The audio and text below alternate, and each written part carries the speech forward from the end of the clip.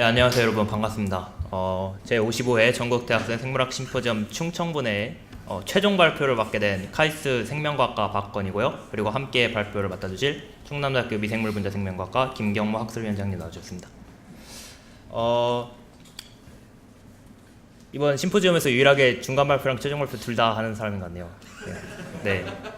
중간 발표 때 뵀던 분들도 있고 8월에 대전으로 내려오셨던 일본과 분들도 보이고 아무튼 반갑습니다.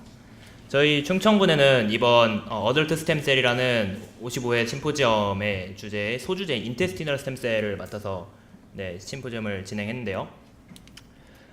중간 발표 이전까지는 이제 중간 발표 때 오셨던 분들이 내용 들었다시피 인테스티널 스템셀에 대한 전반적인 내용에 대해서 살펴봤고요.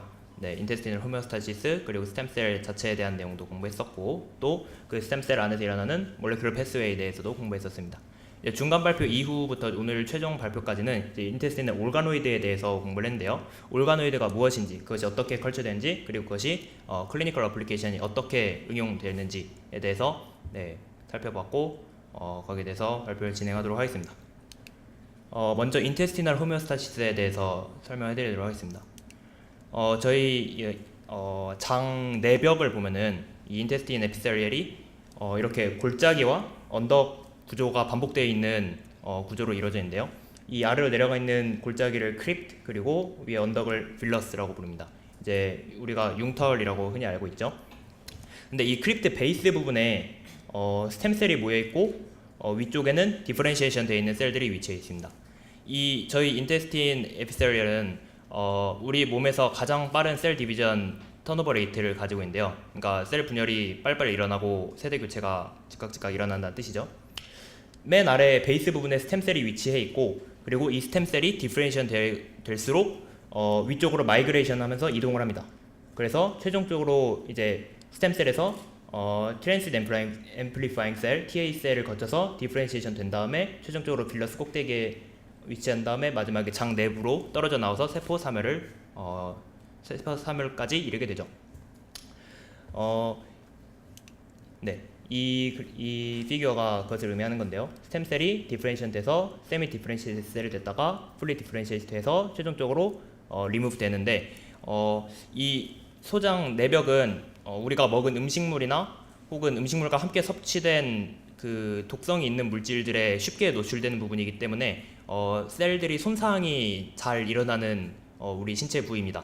그렇기 때문에 빠른 셀 디비전을 통해서 이 턴오버 레이트가 빠른 이유가 이런 외부 노출이 심하기 때문에 빨리빨리 세대 교체를 해주면서 그 손상을 최소화하기 위해서 이런 과정을 거치게 되는데요.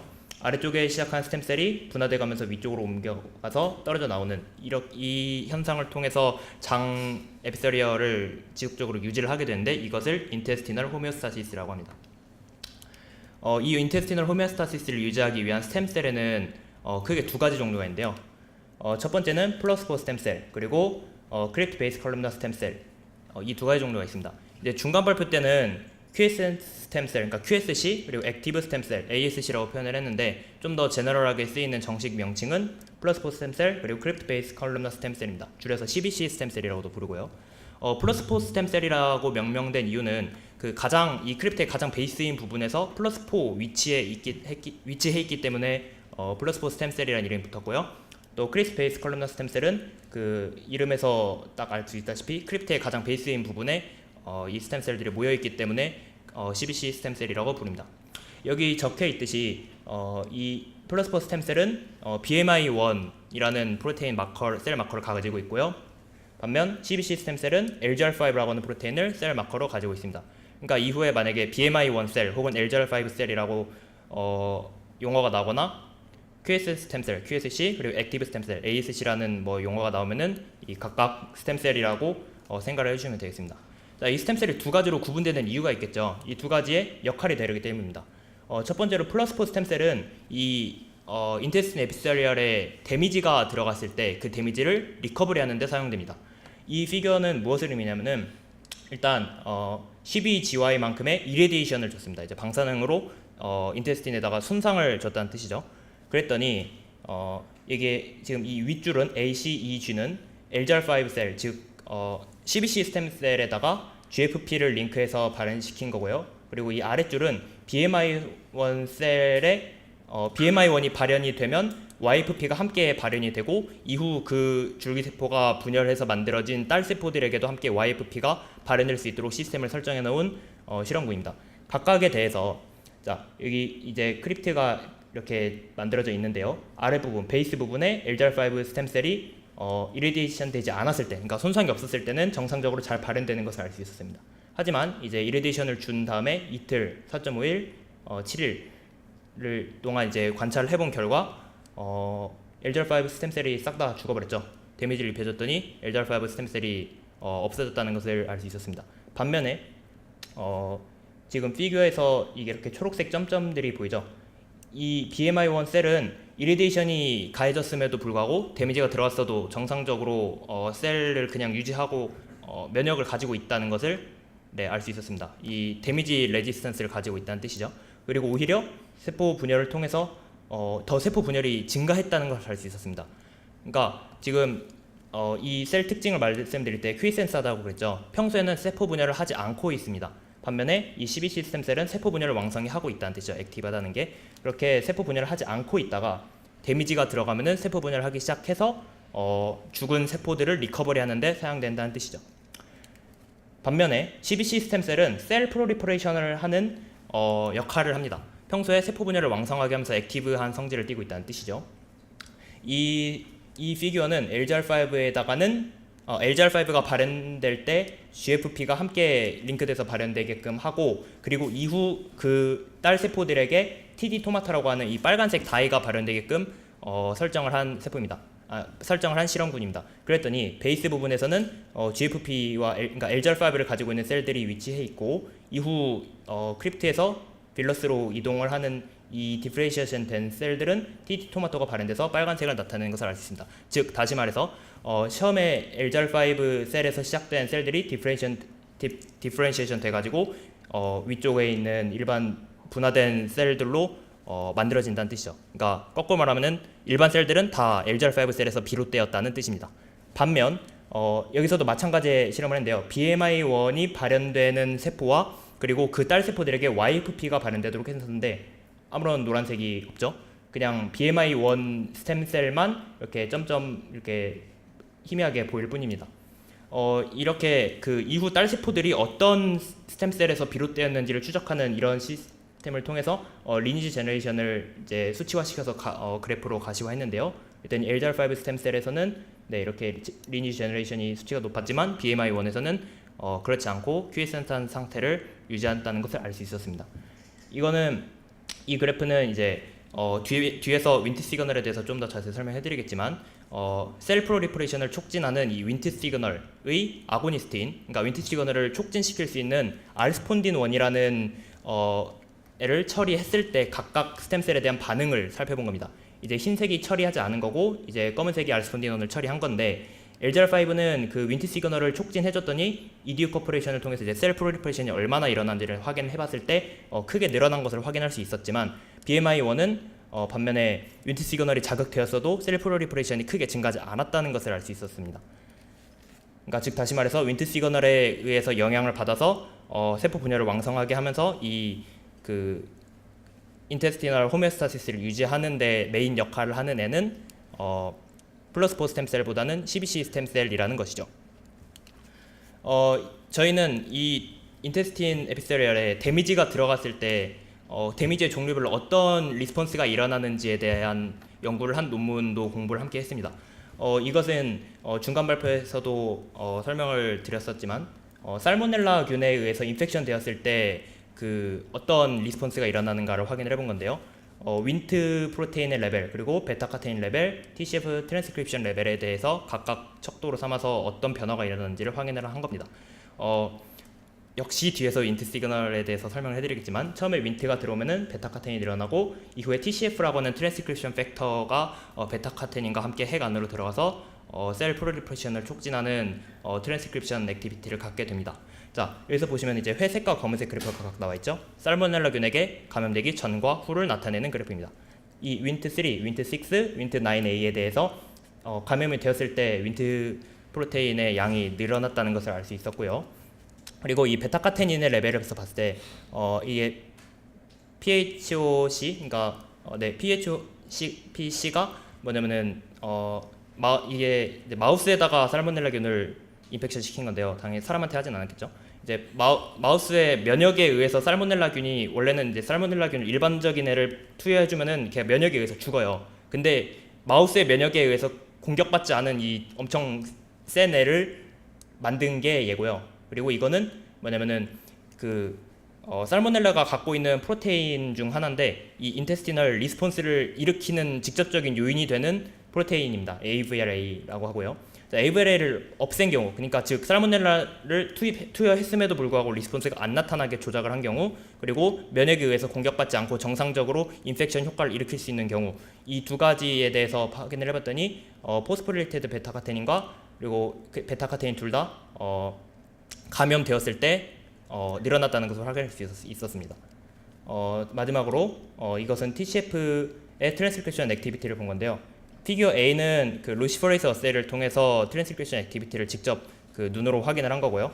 여기 보시다시피 AVRA가 있는 살모넬라균의 경우는 그 루시퍼레이스 어세이 액티비티가 크게 나타났던 반면에 네거티브 컨트롤에서는 일어나지 않았음을 알 수 있었습니다. 그리고 이거는 이제 TCF가 이제 트랜스크립션 팩터라고 있잖아요. 그 프로테인의 mRNA 레벨을 확인을 한 겁니다.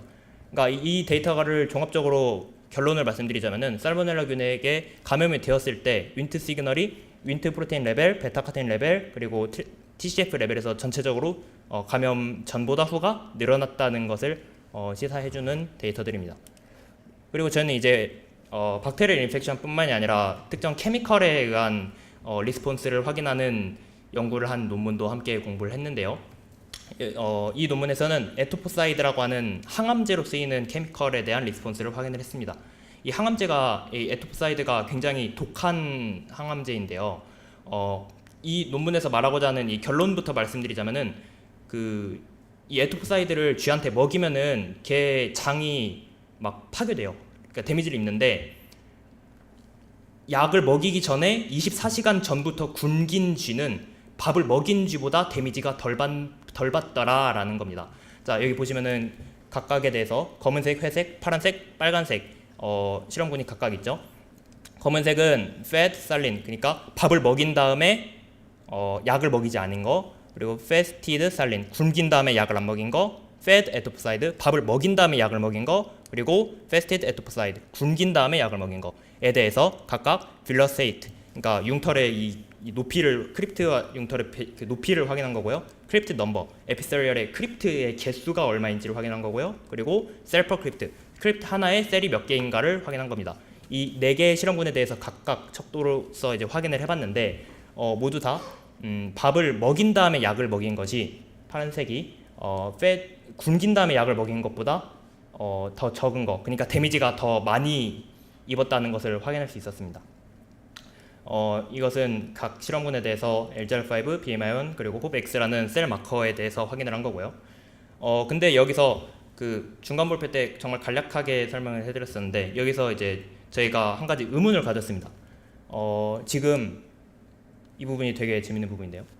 회색하고 빨간색 부분을, 회색과 빨간색 그래프를 보시면은 이제 둘 다 굶겼죠. 둘 다 굶기고 얘는 약을 안 먹인 거고 얘는 약을 먹인 겁니다. 그죠? 근데 빌러스테이트와 크립트 넘버에 대해서 회색과 빨간색을 보면은 약을 먹인 게 먹이지 않은 것보다 줄어들었어요. 그죠? 그러니까 약을 먹였으니까 데미지가 들어갔으니까 당연히 파괴가 돼서 빌러스테이트나 크립트 넘버가 줄어들었겠죠. 근데 셀퍼 크립트의 경우는 오히려 약을 먹인 게 늘어났어요. 그러니까 데미지가 들어왔음에도 불구하고 셀이 오히려 개수가 증가했다는 거죠. 왜 그랬을까? 상식적으로 생각을 해보면은 데미지가 들어갔으면 당연히 손상이 있어야 되는데 오히려 셀이 늘어났다라는 것을 확인했잖아요. 이게 왜 그럴까? 이제 논문에서는 왜 그러냐는 그 이유에 대한 언급은 없었는데 이제 저희가 추측을 해봤는데 이제 다른 논문에서 그 단서를 찾을 수 있었습니다. 이 논문은 뭐에 대한 논문이냐면은 그 LGR5 셀과, 그러니까 CBC 스템 셀과 플러스포 스템 셀의 각각의 역할이 다르다는 것을 이제 증명하고 설명해주는 논문이었는데 거기서 어떤 실험을 했냐면은 그 인테스틴에다가 이레디에이션으로 데미지를 준 다음에 BMI1 셀의 그 딸세포들을 추적을 했어요. 이 색깔로. 그랬더니 이 기둥 하나하나가 이제 크립트고요. 모두 BMI1 셀에 의해서 비롯된 딸 세포들입니다. 그러니까 데미지를 입은 다음에 BMI1 셀이 셀 프롤리퍼레이션을 시작해서 왕성하게 해서 데미지가 리커버리 된 케이스죠. 보시면은 크립트 각각에 대해서 이렇게 셀 프롤리퍼레이션이 일어났잖아요. 그러니까 BMI1 셀은 크립트의 안에서 이 셀 프롤리퍼레이션을 통해서 데미지를 리커버리 한다는 겁니다. 즉 다시 말해서 빌러 스테이트나 크립트 넘버하고는 BMI1 셀이 별로 관여가 없고, 크립트 안에서 셀 넘버가 늘어났다는 것은 데미지에 의해서 BMI1 셀이 늘어났기 때문이 아닌가라고 생각을 추측을 했고, 거기에 대한 한 가지 더 단서로 이 데이터를 확인할 수 있었습니다. 이거 이제 같은 논문에 나와 있던 데이터인데, LGR5는 회색에서 빨간색으로 갈수록 줄어들었죠. 그러니까 약물에 의해서 데미지를 받아서 LGR5 셀이 포퓰레이션이 줄어든 거예요. 근데 BMI1은 오히려 늘어났죠. 네, BMI1 스템셀이 이 데미지를 리커버리하기 위해서 포퓰레이션이 늘어난 것이 아닌가. 그래서 결론적으로 셀 퍼 크립트가 늘어난 것이 아닌가라는 저희 나름대로의 결론을 내려봤습니다. 허브엑스는 이제 BMI1 셀의 또 다른 셀 마커예요. 스템셀이 얘만 셀 마커로 갖고 있는 게 아니라 다양하게 갖고 있는데, 그런 공부를 해봤고요. 그 다음으로 이제 몰레큘러 패스웨이에 대해서 설명을 해드리도록 하겠습니다. 이제 앞서 발표하셨던 다른 조들도 이제 많은 다양한 몰레큘러 패스웨이에 대해서 설명해 주셨는데요. 인테스티널 스템셀도 비슷합니다. 스템넷을 유지하기 위해서는 특정 시그널과 패스웨이에 의해서 각종 일련의 과정들이 일어나야 되는데, 이제 혼자서는 못하고 이제 주변 셀 니치에 의해서 시그널을 받아서 그 과정을 수행을 하게 됩니다. 그 중에서도 이제 인테스티널 스템셀은 파네셀이라고 하는 셀로부터 니치를 형성 당해가지고 이제 스템넷을 유지할 수 있게 되는데요. 이 인테스티널 호메오스타시스를 유지하기 위한 중요한 시그널에는 많이 봤던 윈트 시그널, 그리고 노치 시그널, 그리고 BMP 시그널에 의해서 지배를 받게 됩니다. 각각에 대해서 살펴볼 텐데요. 첫 번째는 윈트 패스웨이입니다. 자, 윈트 시그널은 인테스티널 스템셀을 유지하기 위한 윈트 시그널은 캐노니컬한 윈트 시그널이에요. 그러니까 베타카테닌이 관여되는 윈트 시그널이라는 뜻이죠. 파네셀로부터 윈트 프로테인이 분비가 됩니다. 그러면은 스템셀 표면에 있는 프리즐드와 LRP5라고 하는 리셉터에 의해서 바인딩이 되고요. 그러면은 처음에 바인딩 되기 전에는 베타카테닌이 이런 컴플렉스를 이루고 있어요. 그래서 이 컴플렉스에 의해서 포스포릴레이션 되어 있는데, 이 포스포릴레이션 된 거를 이 베타 TRCP라고 하는 프로테인이 인식을 해서 베타카테닌에 달라붙어서 유비큐틸레이션을 하게 됩니다. 그러면은 이 베타카테닌이 유비큐틸레이션 되면은 이것을 인식해서 프로테아섬이 와서 베타카테닌을 박살내게 되죠. 그럼 이제 베타카테닌이 제 기능을 못하게 되는 거고요. 그리고 윈트가 온 되어 있으면은 이 포스포릴레이션 된 거를 인식해서 유비큐틸레이션 하지 못합니다. 이 베타 TRCP가. 그러면은 이제 베타카테닌이 셀 안에 어큐뮬레이션 되고 핵 안으로 들어와서 아까 앞서 언급되었던 TCF라고 하는 트랜스크립션 팩터와 함께 셀 프롤리퍼레이션을 위한 일을 수행하게 되는 것이죠. 한 가지 이상하게 생각될 수 있는 부분이 있으실 텐데요. 발견하신 분이 있을지 모르겠지만, 보시면은 윈트가 온 되어 있을 때 이전에 발표하셨던 분들이 윈트 시그널을 설명해 드릴 때는 이 컴플렉스가 다 해체된 다음에 떨어져 나온 베타카테닌이 들어가는데, 얘는 이 컴플렉스가 형성된 채 그대로 리셉터에 붙어 있죠. 저희가 이제 공부한 그 리뷰 논문에서는 이게 좀 더 최신 이론이라고 합니다. 그러니까 새롭게 제기된 이론인 거죠. 그러니까 구 이론은 이 윈트가 온 되면은 이 리셉터에 바인딩하고 이 컴플렉스들이 해체됨으로써 그 컴플렉스를 구성하고 있던 베타카테닌이 떨어져 나와서 핵 안으로 들어간다는 이론이고, 저희가 리뷰 논문에서 읽은 뉴 세어리는 컴플렉스는 그대로 유지된 채로 리셉터에 붙어 있고, 새롭게 트랜슬레이션 돼서 만들어지는 신터시스 되는 신터사이드 되는 베타카테닌이 어큐뮬레이션 돼서 핵 안으로 들어가서 트랜스크립션 액티비티를 띈다는 이론입니다. 그래서 이런 사진을 가져왔고요. 베타카테닌이 이렇게 해서 셀 프롤리퍼레이션을 촉진하게 됩니다. 이게 그 셀 프롤리퍼레이션을 촉진한다는 증거들을 모아놓은 이제 데이터들인데요. LGR5 셀과 BMI1 셀에 대해서 각각 아무것도 처리하지 않아줬을 경우, 그리고 알스폰디논, 즉 윈트 시그널을 촉진시켜준 아고니스트를 처리해줬을 경우에 대해서 각각 전후 이렇게 비교를 한 거예요. 여기서 이제 LGR5에다가 GFP를 링크해놨기 때문에 초록색으로 보이는 게 LGR5 스템 셀이고요. 보시면은 윈트 시그널을 촉진시켜주는 알스폰디논을 처리해줬을 때 셀 포퓰레이션이 늘어난 걸 알 수 있었죠. 반면 BMI1 셀은 윈트 시그널이 와도 큰 변화가 없습니다. 즉 윈트 시그널에 의해서 별로 영향을 받지 않는 애라는 뜻이죠. 평소에 퀴센스한 성질을 가지고 있으니까. 반면에 이번에는 DKK1이라고 하는 윈트 시그널의 안타고니스트를 적었어요. 아고니스트는 이제 촉진시켜주는 거고 얘는 억제시켜주는 건데 얘는 이제 마찬가지로 LGR5에다가 GFP를 연결시켜 놓은 건데 안타고니스트를 처리해줘서 윈트 시그널을 억제해줬더니 스템셀이 없어졌죠. 그러니까 셀 프로리퍼레이션을 못할 뿐만 아니라 스템넷을 잃어버려가지고 이제 스템셀이 없어져 버린다는 겁니다. 반면에 BMI1 셀은 뭐 윈트 시그널이 있건 없건 그냥 똑같아요. 이 데이터는 그 OLFM4라고 하는 셀 마커로 확인을 한 건데요. OLFM4는 그 LGR5 스템셀의 또 다른 마커예요. 그러니까 이 실험이랑 그냥 똑같다고 보시면 됩니다. 이 지금 자세히 잘 보시면 보이실 텐데 이 빨간색 반점들이 있어요. 그러니까 이게 OLFM4를 확인을 한 거고요. 알스폰딘원을 처리해줬더니 그 빨간색 반점들이 늘어난 것을 확인할 수 있었고 반대로 윈트 시그널을 억제했을 때는 빨간색 반점들이 없어졌다는 것을 확인할 수 있었습니다. 이거는 셀 프리퍼레이션 정도를 이제 그래프로 나타내는 거고요. 이디오 커퍼레이션으로 확인을 했죠. 네. 두 번째는 너츠 패스웨이입니다. 너츠 패스웨이는 이제 두 줄 요약을 하면은 너츠 시그널이 증가하면은 업솔티브 셀로서 디퍼렌시에이션 되는 게 증가하고요.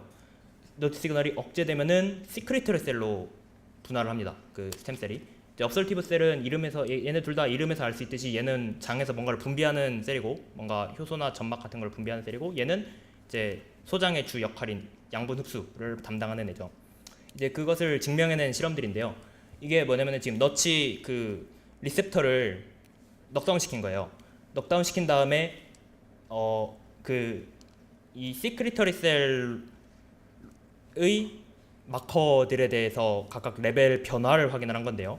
지금 여기 보이시는 이 각각 프로테인들이 뭐냐면은 그 시크리터리 셀의 셀 마커예요. 이제 너치 리셉터를 넉아웃 시켰더니 시크리터리 셀의 마커가 늘어난 것을 확인할 수 있죠. 데이 8까지. 그러니까 너치를 없앴더니 시크리터리 셀로 분할을 많이 하더라라는 겁니다. 근데 보시면은 데이 60일로 갈수록 다시 줄어들죠. 논문에서 설명하기를 이거 줄어든 이유는 뭐냐면은 이제 우리가 인위적으로 너치를 넉아웃 시켜줬기 때문에 일단 시크리터리 셀로 분할을 많이 하긴 했는데 이제 우리가 알지 못하는 일련의 그 피드백 과정을 통해서 그 업솔티브 셀과 시크리터리 셀로 분화하는 이 균형이 다시 맞춰졌기 때문에 인위적으로 늘어난 시크리터 셀의 포퓰레이션이 다시 줄어들었다라고 설명을 하고 있습니다. 아무튼 그건 중요한 게 아니고 너치 시그널을 없앴더니 시크리터리 셀로 분할을 많이 하더라. 얘네들은 너치 시그널의 라이간드인데요. 얘네도 마찬가지로 늘어났죠. 이제 네거티브 피드백에 의해서 너치 리셉터를 없애니까 있어야 될 너치가 없잖아요. 그러니까 빨리빨리 너치 좀 자극하라고 이제 네거티브 피드백에 의해서 라이간드까지 함께 늘어난 것을 확인할 수 있었습니다. 이 사진은 뭐냐면 이제 파스 AV 스테이닝으로 크립트의 하이퍼플라시아를 확인한 거예요. 하이퍼플라시아가 뭐냐면은 그러니까 쉽게 말해서 크립트가 이렇게 뚱뚱해진 거예요. 이 진하게 칠해진 게 이제 그 하이퍼플라시아 된 부분인데 셀이 엄청나게 많이 분열해서 이렇게 빵빵하게 차오른 부분인데 얘들이 이제 시크리터리 셀들이라는 거죠. 그 너치를 억제한 다음에 관찰한 결과니까. 다음은 BMP 패스웨이입니다. BMP 패스웨이는 결론부터 말씀드리자면은 윈트 시그널을 억제하는 역할을 해요. 자, 이 패스웨이가 이제 간략하게 요약을 한 건데요. 보시면은 거꾸로 한번 가볼게요. 베타카테닌이 이제 활성을 원래 갖고 이제 셀 프리퍼레이션을 하는데 이 인산화된 AKT가 그것을 촉진시켜줍니다. 활성화시켜줘요. 근데 얘가 인산화되기 위해서는 당연히 AKT가 인산화가 돼야겠죠. 근데 이 PTEN이라고 하는 애가 그걸 막아요. 근데 얘가 포스포릴레이션 되면은 이 막는 과정을 안 할 수 있어요. 그러니까 꽁꽁 묶일 수 있어요. 근데 BMP가 BMP 리셉터에 붙으면은 그 과정이 억제됩니다. 즉 다시 말해서 이제 다시 처음부터 설명하자면 BMP가 와서 붙으면은 베타카테닌이 억제된다는 거예요. 네. 이것을 어떻게 알았냐면은 정말 다양한 실험을 통해서 알았는데 이게 뭐냐면은 지금 이 각 팩터들을 직접 넉아웃도 시켜보고 뭐 두 개를 동시에 활성화 시켜보기도 하고 또 어떤 경우에는 셀 프롤리퍼레이션이 늘어나고 어떤 경우에는 줄어들고 또 어떤 것을 낮췄더니 뭐 베타카테닌이 늘어나고 뭐 아니면 줄어들고 이런 것들을 다양한 조합의 그 업레귤레이션 혹은 다운레귤레이션을 통해서 각각의 결과를 본 피규어들이에요. 일단 이런 것들을 종합해서 확인해 본 결과 이런 패스웨이를 얻어낼 수 있었다라는 거죠. 네, 이어서 인테스티널 올가노이드 부분에 대해서는 김경모 학술위원장님께서 이어서 발표해 주시도록 하겠습니다. 이어서 인테스티널 올가노이드 파트에 대해 발표를 시작하도록 하겠습니다. 먼저 올가노이드란 간단히 말해서 유사 장기로서 스템셀로부터 유래되어 인비트로에서 배양되어진 3차원 세포 덩어리를 말합니다. 지금 보시는 사진들은 각각 장, 뇌, 심장, 신장의 올가노이드 사진인데요. 이 올가노이드들은 각 기관의 모양과 기능을 유지하는 특성을 가지고 있기 때문에 연구나 임상 응용 측면에서 다양하게 활용이 가능합니다. 지금 보시는 사진 이외에도 뇌하수체나 간, 폐, 유방 등의 다양한 올가노이드가 각 기관의 배양 발생 과정을 연구하기 위해 많이 배양되어지고 있습니다. 이 피규어는 플루리포텐트 스템셀, 즉 엠브리오닉 스템셀로부터 다양한 올가노이드들이 배양될 수 있다는 것을 나타내주는 사진인데요. 엠브리오닉 스템셀은 모든 조직의 셀로 분해할 수 있는 능력을 가지고 있기 때문에 이런 식으로 다양한 배양 환경을 조성해 준다면 서로 다른 올가노이드들을 배양할 수 있습니다. 저희 충청분해에서는 그 중에서 인테스티널 올가노이드에 초점을 맞춰서 엠브리오닉 스템셀이 아닌 이번 심포지엄의 주제인 어덜트 스템셀을 이용한 배양 방법에 대해 공부했습니다. 이 피규어는 인테스티널 올가노이드를 배양하는 대표적인 시스템인데요. 대략적으로 설명을 드리자면 소장의 크립트에서 칼슘 EDTA와 마그네슘 킬레이션을 이용하여 싱글 셀들을 분리합니다. 이 분리된 싱글 셀들을 팩스를 이용하여 배양하고자 하는 스템셀들을 선별하고 이 선별된 스템셀들을 3차원 마트리젤 배지에서 배양하는 방법입니다. 이 마트리젤 배지는 이 스템셀들이 올가노이드를 형성할 수 있도록 배양 환경을 조성해 주어야 되는데요. 이때 첨가되는 물질들로는 녹인, 알스펀딘1, EGF, 노치 리간드 등이 있습니다. 이 물질들은 이 스템셀 니치 형성에 도움을 주고 이 스템셀들의 시그널 패스웨이에 영향을 미쳐서 스템셀들이 올가노이드로 배양될 수 있게 도와주는 역할을 하고 있습니다. 또한 이 마트리젤 배지는 첨가해주는 물질인 이 물질들의 이름을 따서 ENR 배지라고도 부르기도 합니다. 아래 피규어는 하나의 스템셀로부터 시간이 지남에 따라 올가노이드가 형성되어가는 과정을 나타낸 사진인데요. 여기서 이렇게 노란색으로 표시된 부분이 위에서 선별했던 스템셀이고요. 여기 파란색 부분은 파네스 셀입니다. 이 파네스 셀은 스템셀과 함께 올가노이드 형성에 중요한 역할을 하는데요. 이 부분에 대해서는 뒤에서 좀 더 자세히 다루도록 하겠습니다. 이렇게 시간이 지남에 따라 소장에서 발견될 수 있는 크립트 라이크 스트럭처가 발생하게 됩니다. 그렇다면 어떻게 이런 크립트 라이크 스트럭처가 발생하게 되는 것일까요? 이것은 크게 두 가지에 의해 스트럭처가 결정될 수 있는데요. 먼저 여기 파란색으로 표시된 파네스 셀로부터 발현된 윈트 시그널이 주변 셀의 프롤리퍼레이션을 촉진시키고 또한 이 윈트 시그널의 타겟 진인 에피 B+의 발현을 증가시킵니다. 이때 발현된 에피 B+는 에피 B+의 카운터 스트럭처인 에프린 B+와 컴플렉스를 형성하게 됩니다. 이때 이 형성된 컴플렉스들 사이의 상호작용에 의해서 셀들을 밀어내는 힘이 생기게 되는데요. 결론적으로 윈트 시그널에 의한 세포의 국소적인 프롤리퍼레이션과 이 컴플렉스에 의한 셀들을 밀어내는 힘에 의해서 이러한 크립트 라이크 스트럭처가 형성되게 되는 것입니다. 지금까지 간단하게 인테스티널 올가노이드를 배양하는 방법과 어떠한 스트럭처를 형성하는지에 대해 설명드렸고요. 지금부터는 인테스티널 올가노이드에 영향을 미치는 중요한 인자들에 대해서 좀 더 살펴볼까 합니다. 앞에서도 말씀드렸듯이 이 파네스 셀은 LGR5 스템셀과 함께 올가노이드 형성에 중요한 역할을 한다고 했는데요. 이 파네스 셀이 LGR5 스템셀의 성장에 도움을 주기 때문입니다. 피겨 A를 보면 피겨 A는 파네스 셀과 LGR5 스템셀이 각각 어떠한 셀들과 접촉하여 자라는지에 대한 그래프인데요. 초록색 부분이 LGR5 스템셀을 의미하고 빨간색 부분은 파네스 셀을 의미합니다. 보시는 바와 같이 파네스 셀은 같은 파네스 셀보다는 LGR5 스템셀과 더 많이 접촉하여 자라는 것을 볼 수 있고, LGR5 스템셀은 같은 LGR5 스템셀보다는 파네스 셀과 더 많이 접촉하여 자라는 것을 알 수 있습니다. 즉, 파네스 셀과 LGR5 스템셀은 서로 영향을 미치며 자란다는 것을 의미합니다. 피겨 B는 파네스 셀 없이 LGR5 스템셀만을 단일 배양한 사진이고요. 피겨 C는 파네스 셀과 LGR5 스템셀을 공동 배양하여 형성된 올가노이드 사진입니다. 파네스 셀과 LGR5 스템셀을 공동 배양하여 생긴 올가노이드가 LGR5 스템셀만을 단일 배양한 올가노이드보다 훨씬 더 크고 많은 올가노이드를 형성한 것을 확인할 수 있습니다. 이 파네스 셀이 LGR5 스템셀의 니치 형성에 중요한 물질들을 생산하기 때문인데요. 피겨 A는 스템셀과 파네스 셀이 발현하는 진들을 마이크로 어레이를 통해 확인한 사진입니다.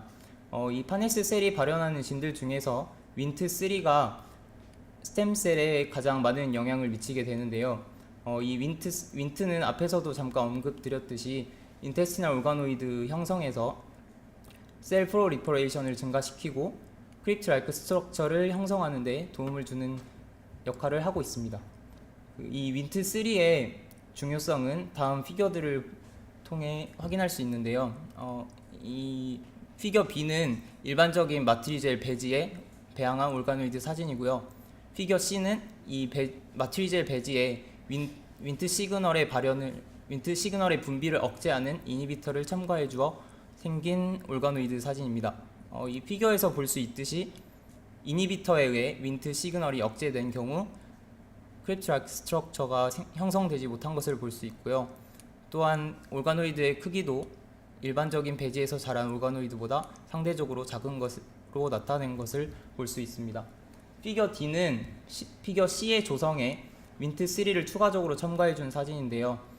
이니비터에 의해서 윈트 발현이 억제되었지만 외부적으로 추가해 준 윈트3에 의해서 크립트 라이크 스트럭처가 형성된 것을 확인할 수 있습니다. 피겨 2는 윈트3를 사용한 또 다른 결과 그래프인데요. 여기서 까만색으로 표시된 이 부분이 윈트3를 첨가해주지 않은 경우, 이 회색 부분으로 표시된 부분이 윈트3를 첨가해준 경우 포밍 이피션시를 나타낸 그래프입니다. LGR5 스템셀과 파네스 셀 더블렛의 경우에는 이 파네스 셀의 영향으로 윈트3의 첨가 유무에 관계없이 포밍 이피션시가 높게 나타나는 것을 볼 수 있습니다. LGR5 더블렛과 싱글렛의 경우에는 윈트3를 첨가해준 경우가 첨가해주지 않은 경우보다 훨씬 더 높은 포밍 이피션시를 형성하는 것을 볼 수 있습니다. 마지막으로 파네스 싱글렛의 경우에는 셀 프로리퍼레이션과 셀프 리뉴얼, 디퍼런시에이션 할 스템셀이 없기 때문에 올가노이드를 형성하지 못해 포밍 이피션시가 나타나지 않은 것을 볼 수 있습니다. 이렇듯 파네스 셀은 스템셀 니치에 중요한 역할을 하기 때문에 이 파네스 셀을 조절함으로써 스템셀의 수를 조절할 수 있습니다. 또한 이 파네스 셀은 스템셀의 프로라이퍼레이션과 셀프 리뉴얼을 조절하기 때문에 이 파네스 셀이 없다면 스템셀은 다른 셀들로 분화하게 됩니다. 따라서 이 스템셀만을 가지고 파네스 셀 없이 단일 배양하기에는 지금까지는 어려웠었는데요. 만약에 이 파네스 셀 없이도 스템셀만을 가지고 스템셀의 스테이트를 조절할 수 있는 팩터들이 있다면 이 스템셀을 호모지너스하게 배양할 수 있겠죠. 그 대표적인 물질들이 지금 보시는 물질인데요. 먼저 CHIR이라고 하는 물질은 GSK3를 억제하는 이니비터입니다. 이 CHIR은 윈트 패스웨이를 발현한 것과 같은 역할을 하는데요. 따라서 셀 프로리퍼레이션이 증가하게 되는 역할을 합니다. 이 GSK3는 베타카테닌을 인산화시켜서 셀 프롤리퍼레이션을 막아주는 역할을 하는데요. 이 GSK3를 억제함으로써 베타카테닌이 발현되어 셀 프롤리퍼레이션이 진행되도록 도와줍니다.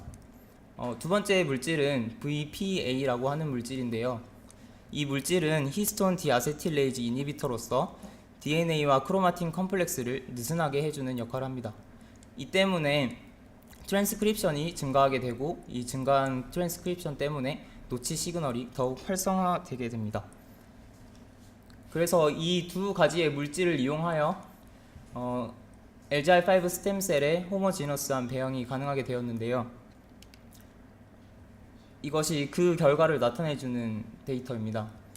ENR 배지에 CHIR을 첨가해준 경우에는 CHIR이 윈트 시그널의 역할을 하기 때문에 셀 프롤리퍼레이션이 증가되어 일반적인 ENR 배지에서 배양한 오가노이드보다 크기가 훨씬 더 크게 형성된 것을 볼 수 있습니다. ENR 배지에 VPA를 첨가해준 경우에는 VPA가 노치 시그널의 역할을 하긴 하지만 다른 시그널들이 존재하지 않기 때문에 시그널들 간의 크로스톡이 없어 일반적인 ENR 배지에서 배양한 올가노이드와 거의 비슷한 크기와 모양을 형성하는 것을 볼 수 있습니다. ENR 배지에 CHIR과 VPA를 함께 첨가해준 경우에는 두 물질들의 상호작용으로 인해 셀 프롤리퍼레이션과 셀프 리뉴얼, 디퍼런시에이션이 적절히 이루어졌기 때문에 파네스 셀 없이도 스템셀만으로도 이렇게 크립트 빌러스 구조를 형성한 것을 확인할 수 있습니다. 이 피겨 B는 이 각 배지 조성에 따라 형성된 올가노이드에서 측정한 전체적인 셀 수와 GFP로 표지된 셀 수를 그래프로 나타낸 것인데요. 이 실험에서는 LGR5 스템셀을 확인하기 위해서 GFP로 표지해 주었기 때문에 이 GF로 표지된 셀을 LGR5 스템셀이라고 생각하시면 되겠습니다. 이 피겨 A에서도 설명드렸듯이 ENR 배지에 VPA를 첨가해 주었을 경우에는 조금의 셀프 리뉴얼과 디프렌시에이션이 일어났기 때문에 일반적인 ENR 배지에서 배양한 경우보다는 전체적인 셀 수가 증가했고 LGR5 스템 셀 수도 증가한 것을 확인할 수 있습니다. ENR 배지에 CHIR을 첨가해 준 경우에는 셀 프롤리퍼레이션이 일어났기 때문에 VPA를 첨가해 준 경우보다 훨씬 더 높은 수의 셀들이 생성되었다는 것을 확인할 수 있습니다.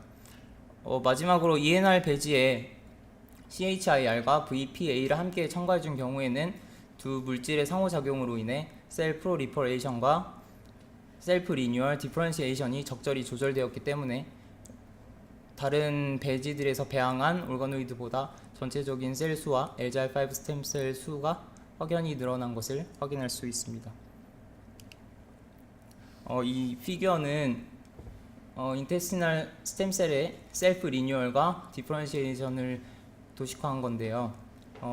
인테스티널 스템셀은 여러 시그널들의 크로스톡으로 인해 셀프 리뉴얼과 디퍼런시에이션이 조절될 수도 있지만 이런 시그널 없이도 이런 시그널의 역할을 하는 물질들에 의해서도 셀프 리뉴얼과 디퍼런시에이션이 진행될 수 있다는 것을 시사해주는 사진입니다. 다음으로는 올가노이드를 이용한 클리니컬 어플리케이션에 대한 내용인데요. 이 피규어는 올가노이드를 어떻게 임상학적으로 이용할 수 있는가에 대한 전반적인 모식도입니다. 일단 사람으로부터 생체 표본을 채취하고 이 채취된 표본을 이용하여 올가노이드를 배양합니다. 배양한 올가노이드를 익스펜션 시키고 바이오 뱅킹화하여 드러그 스크리닝이나 바이오 엔지니어링에 이용할 수 있습니다. 또한 크리스퍼 캐스9이라는 유전자 가위를 이용하여 유전자 조작을 통해 셀 테라피에도 이용할 수 있습니다. 다음으로는 인테스티널 올가노이드를 이용한 클리니컬 어플리케이션에 대한 내용입니다. 먼저 인테스티널 올가노이드는 실험적인 연구에 사용될 수 있는데요. 인테스티널 올가노이드는 인테스틴의 기능과 모양을 가지고 있기 때문에 인테스티널 스템셀의 진 익스프레션 애널리시스나 지네틱 매니퓰레이션 또는 인테스틴 에피테리얼 펑션 등을 연구하는 데 쓰이기도 하고요. 인테스틴에 관련된 암이나 염증, 바이러스 인펙션 등을 모델링할 경우에는 특정 약물이나 손상, 유전자 변형에 대한 반응을 관찰할 수 있습니다. 인테스티널 올가노이드는 안티바이럴 세라피에도 이용될 수 있는데요. 이 피겨 A는 사람의 인테스틴으로부터 추출한 올가노이드를 배양하여 로타바이러스를 인펙션 시킨 사진입니다. 4일째까지 마트리제 배지에서 올가노이드를 배양하고 로타바이러스를 인펙션 시킨 다음 다시 마트리제 배지에서 배양한 것입니다. 이 피겨 B에서 볼 수 있듯이 로타바이러스를 접종하고 난 후 24시간이 지나서 로타바이러스 RNA 레벨이 확연히 증가한 것을 보실 수 있습니다. 이 로타바이러스에 감염된 이 올가노이드를 이용해서 드러그 스크리닝에 이용하는 것인데요.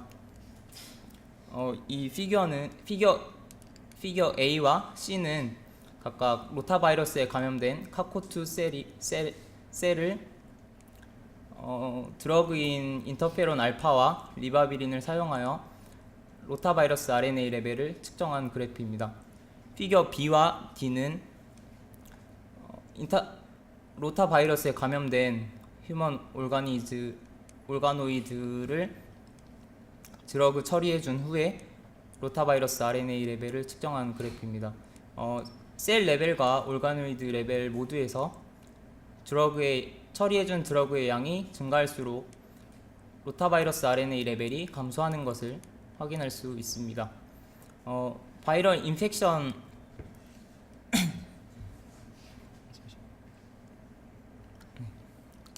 네, 다음 그래프는 7명의 사람으로부터 올가노이드를 추출하여 바이러스를 인펙션 시킨 후에 로타바이러스 RNA 레벨을 측정한 그래프인데요.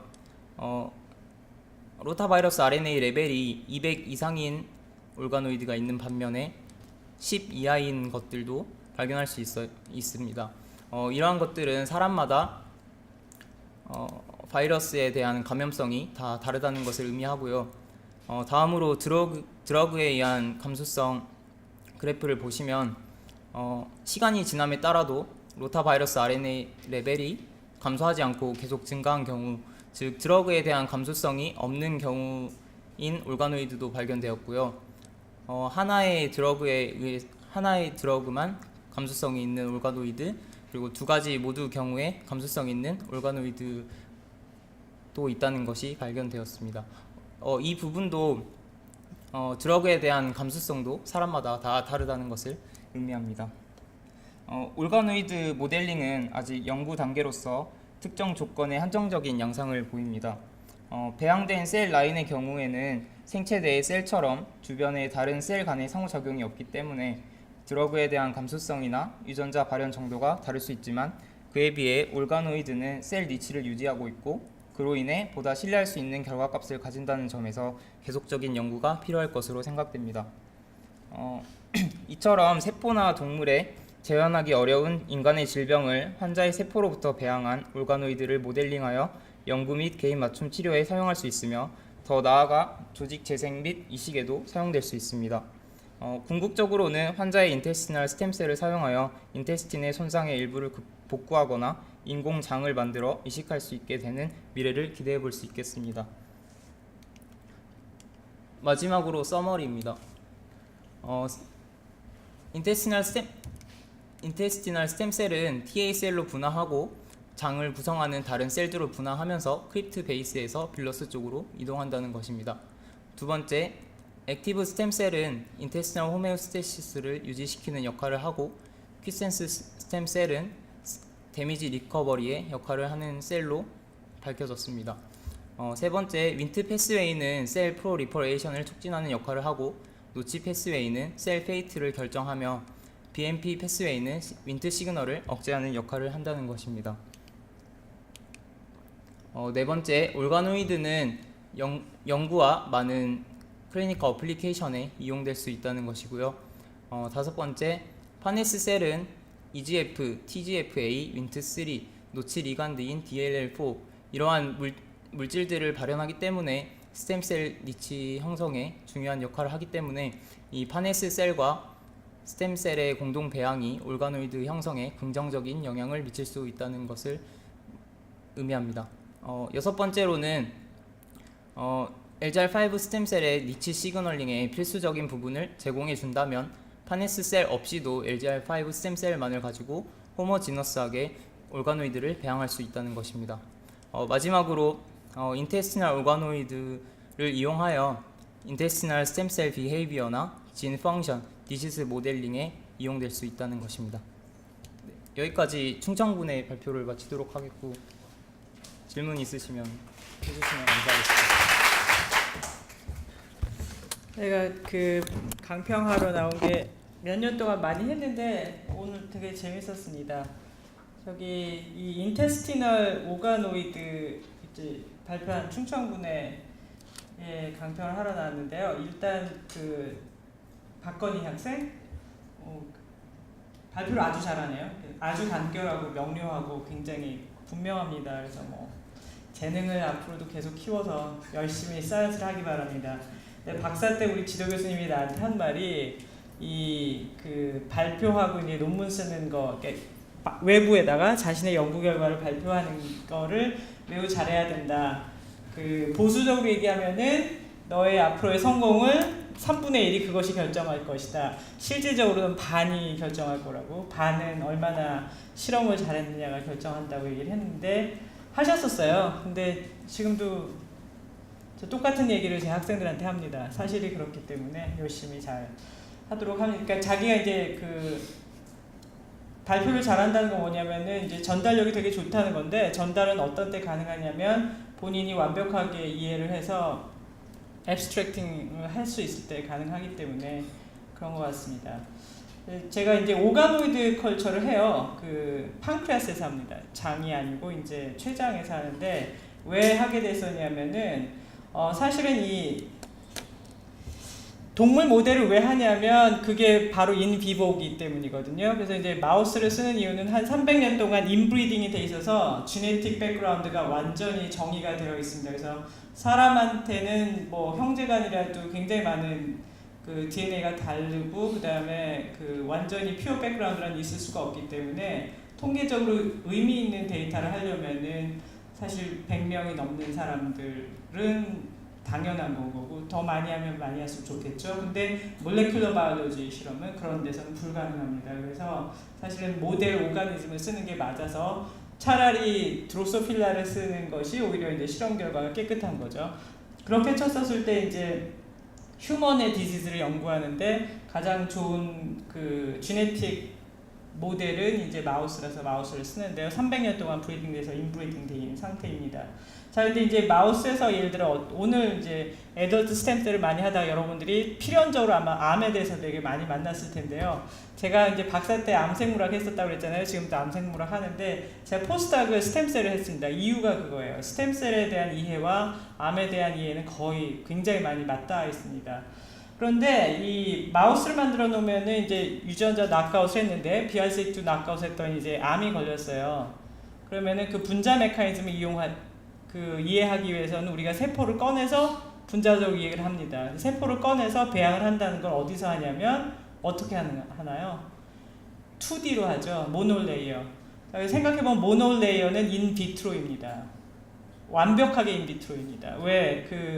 아까 이제 크립트 설명도 하던데 어떻게 융털 돌기 만드는지 프로그램되어 있습니다. 모든 게 그런 방향으로 모폴로지를 형성할 수 있도록 아직까지 이해가 안 가고 있는 거죠. 모두 다. 왜 그 방향으로 자라야 하는지, 왜 그렇게 조절이 되고 있는지, 왜 태어난 모든 사람들은 거의 대부분 똑같은 모폴로지를 가지고 있는지 전혀 모르거든요. 그러니까 그 세포가 자라는데도 그 디비전의 디렉션이 결정되어 있기 때문에 2D의 그 모노레이어 컬처는 완벽하게 인비트로이고 그 중에 어떤 것만 모사할 수 있는 거죠. 그래서 동물 모델을 만들어서 결과를 봤는데 분자 메커니즘을 연구하려고 2D를 하면은 사실은 어떤 부분은 그러니까 제대로 된 과학자라면 그걸 회의하게 되죠. 이 중에서 내가 놓치는 굉장히 중요한 것들이 있을 텐데 그것이 무엇일까라는 걸 생각을 하게 됩니다. 그래서 옛날부터 사람들이 3D 컬처를 했었습니다. 3D에 학생이 발표한 대로 매트리젤은 뭐냐면 우리 몸의 80%를 차지하고 있는 콜라겐입니다. 그래서 콜라겐 4가 인리치되어 있는 거거든요. 어떤 마우스에 그게 많아서 그걸 뽑아다가 쓰는 겁니다. 뭐 콜라겐 1을 쓸 수도 있겠지만 콜라겐 4의 그 세포를 키워서 자라면 아직 아무도 모르는데 이유를 같은 모양으로 자랍니다. 그래서 세포가 괴를 형성을 하고 안에 루멘, 강을 만드는 거죠. 마치 우리의 장기하고 같이. 그래서 이제 오가노이드 시스템이 유용하게 되는 건데, 오가노이드는 그 옛날 몇십 년 전부터 사람들이 하던 3D 컬처를 스템셀 컬처로 한 겁니다. 3D 컬처를 그냥 하는 거는 이제 뭐 스페로이드라고도 부르고 뭐 여러 가지 이름으로 많이 부르는데, 스템셀을 꺼내가지고 컬처를 했었을 때 어떻게 될까를 한 거죠. 그래서 AGR5 스템셀을 꺼내서 메이트리젤에다가 박았는데 그 위에다가 배지는 윈트가 필요하다는 걸 알게 됐고, 뭐 알스펀딘 뭐 이런 거 필요하다는 걸 알게 됐고, 그다음에 EGF 필요하고 뭐 이런 것들을 알게 된 거죠. 그래서 배지에 그런 팩터들이 있는 겁니다. 즉 스템셀 컬처를 하면서 얘네들이 어떤 스템넷을 유지하는지 봤더니 9개월 이상 똑같은 캐리어탑을 유지하니까 아까 이제 두 번째 학생이 질문했던 대로 자신의 장기를 그대로 모사하는 거죠. 자, 그러면 얘가 디퍼런시에이션 될 수가 있느냐? 그건 어떻게 실험하냐면 그 오가노이드를 가져다가 다시 이제 마우스에다가 오소토픽하게 인젝션을 해요. 이뮨 디피션트 마우스에다가. 그랬을 때 분화되는 모든 세포를 이루는 걸 봤죠. 그래서 이제 완벽한 스템셀 컬처라고 지금 일컬어지고 있습니다. 자, 그래서 오가노이드가 가지고 있는 파괴력은 매우 커요. 어쩌면은 지금까지 했었던 상당히 많은 모노레이어 컬처의 실험들 중에서 굉장히 많은 부분들이 틀렸다라고 얘기될 수도 있고요. 어떤 날 혹은 3D 컬처를 하지 않으면은 좀 현실적인 논문 낼 때 하이 프로파일에 못 들어갈 수도 있을지도 모르고. 근데 이제 세라퓨틱스에서는 더 파괴력이 더 클 수 있습니다.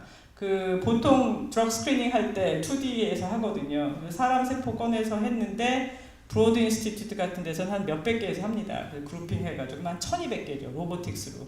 그렇게 해서 하는데 기껏해서 찾았는데 임상 시험 가면은 많이 그 깨져요. 잘 안 되고.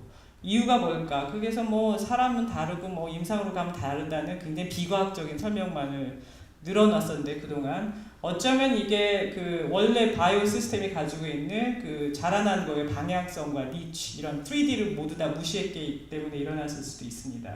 그래서 3D 컬처를 하는 게 중요한데 그러면 우리 몸하고 똑같지 않잖아요. 그거 당연히 다릅니다. 혈관도 없고 그 다음에 스트로마라는 이제 지지층도 없죠. 그거 어떻게 할 수 있냐면 3D니까 거기다가 하나씩 프로바이드 해볼 수 있죠.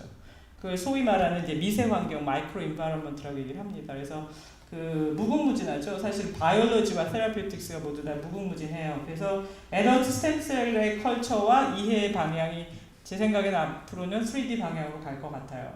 그래서 이제 오가노이드 발표를 했다고 생각합니다. 오가노이드 컬처 중에서 그것도 이제 그 스템셀 오가노이드 컬처 중에서 가장 많이 밝혀지고 발표된 것이 인테스티널 스템셀입니다. 그래서 그 네덜란드 한스 클레버스가 시작한 건데 계속 나오지만 윈트 시그널링, 뭐 나치 시그널이 되게 중요해지는데요. 이걸 보건대 다시 한번 얘기가 되는데 어쩌면은 이 모든 그로스나 그 디퍼런시에이션의 모든 문제들이 이제 그 스템셀에서의 문제들이 캔서에서 그 재현되는 그런 거를 다 볼 수 있을 겁니다. 그래서 그 윈트 패스웨이를 그 엠브로제네시스를만 보지 않고 사람들이 캔서 바이올로지에서 많이 하는데요. 윈트 패스웨이에 있는 캐노니컬 패스웨이나 난 캐노니컬 패스웨이에 있는 상당히 많은 수가 온코진 혹은 튜머 서프레서로 이미 이제 결론이 났죠. 가장 유명한 것이 아데노마 폴리포시스 콜라입니다. APC. 그러니까 베타 카테인을 잡고 있는 그런 것처럼 이제 윈트가 과량으로 발현됐었을 때 생기는 문제 이런 것들이 다 있는 거죠. 앞으로 이 분야는 굉장히 그 발전하게 될 텐데요. 여러분들이 뭐 그 생체내가 어떻게 되는지 모사하는 시스템으로 3D로 여러 가지 응용을 할 수 있을 거예요. 상상할 수 있는 모든 걸 하면은 가능하지 않을까라고 생각합니다. 오늘 이제 그 충청분해 발표 들으면서 제가 들었던 생각은 새로운 분야에 대해서 호기심을 갖고 이제 학부생들이 먼저 이런 거를 도전했다는 것에 대해서 되게 그 칭찬해주고 싶었고요. 무엇보다 발표를 아주 굉장히 잘했어요. 굉장히 잘했다는 생각을 했었습니다. 트집을 잡으려고 애를 많이 써서 몇 개 잡았는데 시간 관계상 그건 안 하겠습니다. 네, 이상으로 총평을 마치겠습니다.